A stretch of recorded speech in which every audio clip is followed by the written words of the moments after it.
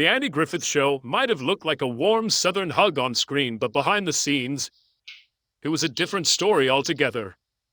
Everyone remembers little Opie Howard with his bright red hair and innocent face, just a kid growing up in the sweet, sleepy town of Mayberry. He was America's boy next door. But the truth is, life behind those white picket fences wasn't nearly as perfect as it seemed. Sure, there were real laughs shared between Ron, Andy Griffith, and Don Knotts. But there was also real tension, especially involving one cast member. Ron quietly couldn't stand, and he wasn't alone. That same person caused friction that didn't stay on set. It lingered long after the cameras stopped rolling. In fact, sparked a feud Andy Griffith never quite forgave. This wasn't your typical Hollywood drama with public meltdowns and headlines. It was quiet, hidden, kept under wraps for years. But it was real, and it left a lasting mark on everyone involved. Now, don't get it twisted, the Andy Griffith Show was a massive hit. It premiered on CBS in 1960 and ran until 1968, delivering 249 episodes of small-town charm. Most of it aired in black and white, with the final seasons adding a pop of color. But the feel of the show stayed the same, sweet and nostalgic. The series actually began as a backdoor pilot on The Danny Thomas Show, where viewers first met Andy Taylor, the soft-spoken sheriff of Mayberry, North Carolina, and his young son, Opie. The town wasn't real, but it felt like a memory. It's more like the 1930s than the 1960s. That's exactly how Andy Griffith wanted it. He once said people fell in love with that era. With quirky, lovable Barney Fife, played to perfection by Don Knotts, Van P., the calm, steady hand of the Taylor home. And of course with Opie smart, honest, curious. To viewers, they felt like family. But off-camera, that family had its issues. The truth is, not everyone got along. Egos clashed, tempers flared, and while the cast kept things professional, resentments brewed. One, in particular, dug deep between Andy Griffith and another cast member. It stayed out of the spotlight for decades, but it never really went away.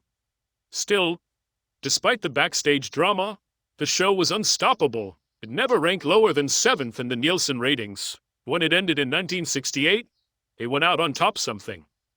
Only 2 other shows in TV history have done I Love Lucy and Seinfeld. Ironically, Andy Griffith never won an Emmy for his role, even though he was the heart of the show. But Don Knotts and Frances Beveridge took home 6 Emmys between them, and rightly so. They were brilliant. After the series wrapped, its spirit lived on in spin-offs like Gomer Pyle, USMC, Mayberry RFD, and a 1986 reunion movie. Fans still gather each year in Andy's real-life hometown of Mount Airy, North Carolina, to celebrate Mayberry, a place that never really existed but still lives on in people's hearts. Meanwhile, while the world held on to Mayberry, Ron Howard was already looking to the future. He'd outgrown the fishing pole and the front porch. Quietly but steadily, he began building a whole new career this time. Behind the camera, he wasn't just Opie anymore, and Howard was becoming one of Hollywood's most respected directors.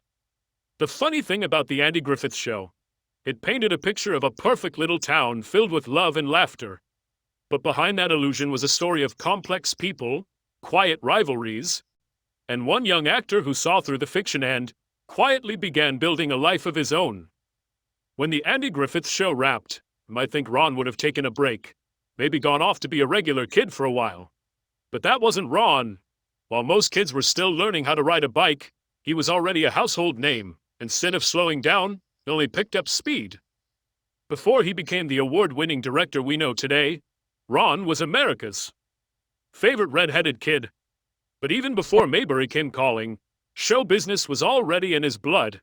He was born on March 1st, 1954, in Duncan, Oklahoma, to a family where acting wasn't a dream, was the family business. His father, Ans Howard, was an actor, writer, and director who changed his name from Rance Beckenhalt when he entered the entertainment world. At the time of Ron's birth, Rance was serving in the Air Force, but performance was always in the picture. Ron's mother, Jean Spiegel Howard, was an actress too, so it's fair to say the spotlight was waiting for him. Ron had a rich Heritage German, English, Scottish, Irish, and Dutch, and that classic all-American look that made him perfect for the wholesome roles he'd become known for. From an early age, his life was split between classrooms and sound stages. He was tutored on set at places like Daisalu Studios, but also attended regular public schools in Burbank. Later he enrolled in USC's School of Cinematic Arts, though. By then, he was already well on his way. By age 5, yes. 5 Run had already racked up screen credits most adult actors would envy. His film debut was in The Journey, followed by appearances in The Twilight Zone, Dennis the Menace, The DuPont Show, and The Many Loves of Dobie Gillis. This wasn't just a cute kid.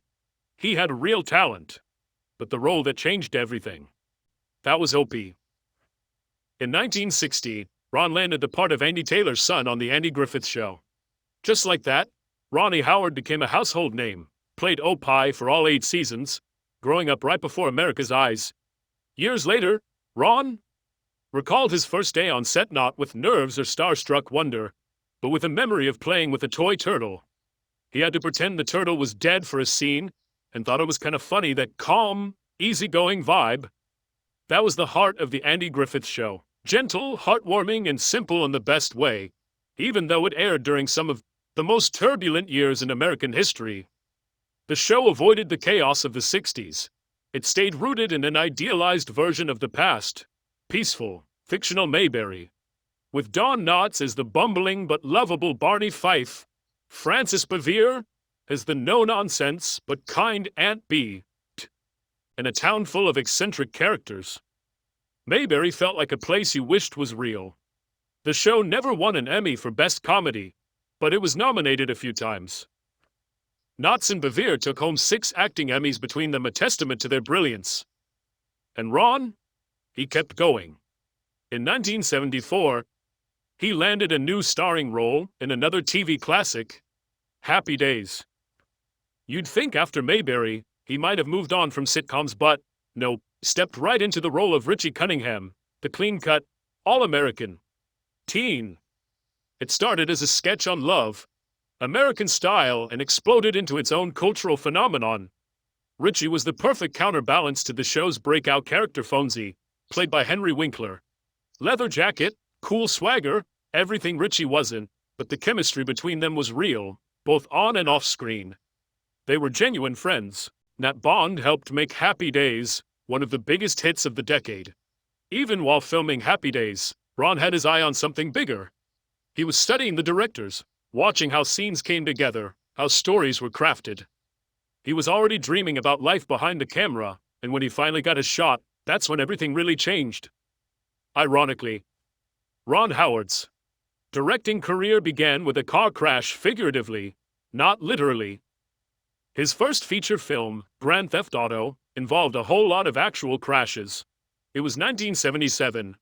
Ron wasn't Spielberg yet. He was still the guy people pointed at and said, "Hey, isn't that Oppie?" But behind the scenes, he was making real moves. His directorial debut came thanks to a clever deal with legendary B-movie king Roger Corman. The trade-off, Ron would star in a fast, low-budget flick called Eat My Dust if Corman let him direct one of his own. Ron agreed. He co-wrote Grand Theft Auto with his dad because what's more wholesome than crashing cars with your father? And just like that, Opie was officially behind the camera. From there, the momentum was unstoppable. In the late 70s and early 80s, Ron honed his skills directing TV movies for NBC. One of them, Skyward, starred screen legend Bette Davis. Imagine that, Ron Howard, barely in his 20s, directing one of Hollywood's most intimidating icons. It was trial by fire, but he pulled it off, proving he wasn't just a child star who got lucky. Then, in 1982, things really took off with Night Shift, a wild, offbeat comedy starring Shelley Long, a manic Michael Keaton, and yes, his old friend, Henry Winkler. The movie didn't just show Ron had directing chops, proved he was ready to leave Opie behind for good. It showed he could balance chaos and heart like a pro. And just when people were starting to say, okay, maybe he's got something here, Ron Howard dropped Splash in 1984, a mermaid rom-com starring Tom Hanks, Daryl Hannah, Eugene Levy, and John Candy. It had fantasy, romance, and more fish jokes than anyone expected. And it worked. Big time. It was a box office hit that proved Ron could do it all, make you laugh, to make you feel, and make Hollywood money. Kind of amazing when you think about it. 1 minute he's a 5-year-old pretending a plastic turtle is dead on the Andy Griffith show, and the next, he's directing Tom Hanks falling in love with a mythical sea creature. That's growth. But before all the awards, for the blockbusters and the legacy as a directing legend, Ron Howard had a front row seat to something. A real, unscripted drama on the set of the Andy Griffith Show. And no, we're not talking about Otis the town drunk or Ernest T. Bass throwing rocks. We're talking about a slow-burning, behind-the-scenes feud, one that lasted longer than most reboots. America's favorite TV aunt and uncle sheriff Andy Taylor, and aunt radiated kindness, comfort, and cornbread on screen. But off-screen? Yikes. Things were chilly. Icy even. Andy Griffith and Frances Bevere were icons of mid-century television. Their characters felt like family, warm, wise, always ready with a life lesson. But when the cameras stopped rolling, those warm fuzzies disappeared fast. Turns out, they didn't really get along at all. It wasn't explosive. No screaming matches, just a low-level tension that could freeze your coffee. Frances was deeply private, serious about her craft, and had little interest in small talk or on-set banter. Andy, by contrast, was playful and magnetical, was cracking jokes and keeping things loose. She was all business. It was all barbecue. Some cast and crew called her difficult, but that's not the whole story. Frances had standards. She took her work seriously and had no patience for what she saw as unprofessional behavior. Director and co-star Howard Morris once said, "Working with her felt like navigating a landmine. Ask her to move a few inches for a better camera angle. Depending on the day, you'd get either a polite nod or a full-blown storm." Even Ron Howard, who spoke highly of Andy Griffith, acknowledged that the set wasn't always sunshine and small-town charm. And yet, story didn't end in bitterness. Years after the show ended, Andy did something unexpected. He showed up unannounced at Frances Bevere's home, hoping to patch things up. It sounds sweet, like something right out of a Mayberry script. But for Frances, who fiercely valued her privacy, it likely felt more like a home invasion than a reconciliation. It didn't go well.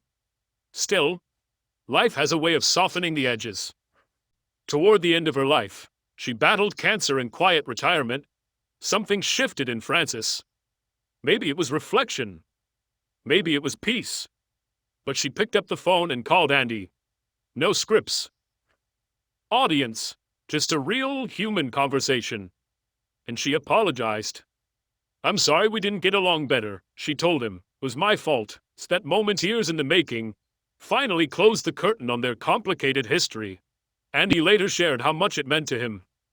It was a reminder that behind the roles, the fame, the carefully crafted stories, people are just people, flawed, proud, and sometimes slow to say the things that matter most. Frances Bevere passed away in 1989 at the age of 86. Though she was born in New York City, she spent her final years in a quiet North Carolina town, not far from the fictional Mayberry she helped bring to life. Locals remembered her as kind, reserved, and far gentler than the story suggested. Even in her last days, she held on to her dignity, just like Aunt Bee would have. Andy Griffith's final scene wasn't on a set, was at home, his beloved Roanoke Island in North Carolina. Quiet, peaceful, far from the lights and applause. He passed away in his sleep at age 86, the same age as Frances. The cause of death was never made public. But honestly, it didn't need to be. What mattered was that he went out the way most of us hoped to, surrounded by the place he loved. He was buried the same day in the soil of the island he called his sanctuary.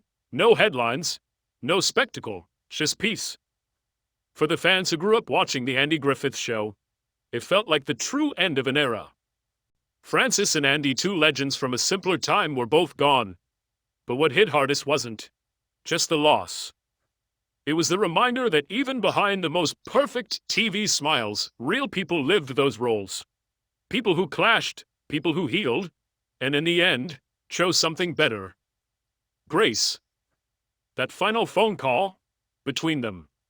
Humble. Overdue honest meant more than years of conflict ever could. It was forgiveness. And while that chapter of Ron Howard's life quietly came to a close, something equally powerful had been growing alongside it. A love story, not the kind Hollywood makes movies about. The real kind. Ron and Cheryl Howard. 50 years. That's how long they've been married. Let that sink in. Half a century. On June 7, 2025, Ron posted a photo of them standing barefoot on a beach at sunset. No red carpet, no spotlight. Just two people who had spent a lifetime growing apart. Growing old together. The caption was classic Ron. Grateful for the family, the memories, and the ride. Then he described their love as a river calm at times, rapid at others, but always moving forward. Their secret just kept paddling. That's marriage in a nutshell, isn't it? They met when they were just 16, two high school kids in California. He had freckles and that OP charm. She had a quiet strength that stuck with him. Ron swears he knew right away she was it. Their first date, picked her up in a mint green Volkswagen Beetle, took her to the movies, then out for pizza. Years later, Ron joked, the car still runs great, so do we. But Cheryl didn't say yes to marriage right away. In fact, it took Ron 3 proposals before she finally said yes. Not because she didn't love him, she did. But Cheryl had dreams of her own, goals she wanted to chase before settling down. And Ron respected that. Maybe that's why it worked, because from the very beginning, they weren't just spouses, they were partners. They said I do in 1975, just as Happy Days was becoming a pop culture phenomenon. Life could have become a whirlwind, and in many ways it did. But Cheryl was his anchor. She's been the quiet center of their family ever since. Their daughter, Bryce Dallas Howard, once called Cheryl a force of nature. Paige Howard said she couldn't talk about her mother without choking up. She's the sun, the moon, the stars, our everything. And that's the thing. Howards aren't just another famous Hollywood family. They're a team. A unit. Cheryl didn't just support Ron, she shaped him. She was there for every late night edit, every uncertain pitch, every set call at dawn. Not in the spotlight, but always in the story. Ron will be the first to admit, love alone isn't enough. Lasting marriage takes more than just affection. It takes communication, patience, a little luck, and a whole lot of choosing. Choosing each other every day, over and over again. That's how they did it. That's how they still do it. Through 4 kids, hundreds of productions, and a lifetime of joy, stress, triumph, and loss they've endured not because it was easy, because they never stopped paddling.